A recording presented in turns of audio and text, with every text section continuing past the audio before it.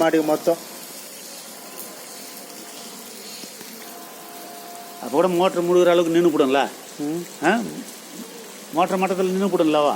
அது உடனே கட் ஆகிடும். கொஞ்சம் தான் போகும்.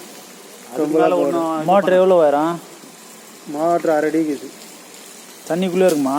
ஆமாம். என்ன தண்ணிக்குள்ளே மாட்டுதா? நீர் மோட்டரா? நீர் மோட்டர் தான் அது. தண்ணிக்குள்ளே இருக்கணும். இறங்கி தான் வாரி ஆகணும். அப்போ வேறு வழி கிடையாது.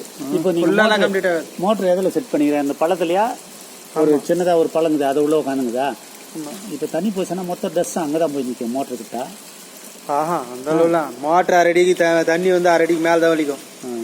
ஓ, மோட்டர் வலிக்குமா? உள்ள இது உள்ள கசடுலாம் எடுத்தாகணும்ல ஒரு நாளைக்கு. அந்த பள்ளத்துல தான் போய் நிற்கும். அது கசடு பூரா அந்த பள்ளத்துக்கு தான் வரும். இப்போ இன்னும் முட்டு வேற பிரிக்கல உள்ள எதுனா பிரிச்சுங்க. அவ்வளோதான். நம்ம முடிஞ்சு போயிடுச்சு. வேலை முடிஞ்சு போயிடுச்சு. இதில் அண்ணாமத்தை விட்டு வச்சுக்கிறேன் கதை. என்ன இதுக்கு நான் வேற என்ன பண்ண முடியாது? மண்ணு கொட்டிக்கோ, கல் கொட்டிக்கோ. நிறுத்திடு. ஏன் தண்ணி வந்துட்டுமே வெளியே மொத்தம்? நாளைக்கு தேவை நான் தண்ணி பிடிச்சிக்கலாம்ல. நம்ம கட்டுவாரி நிறுத்து.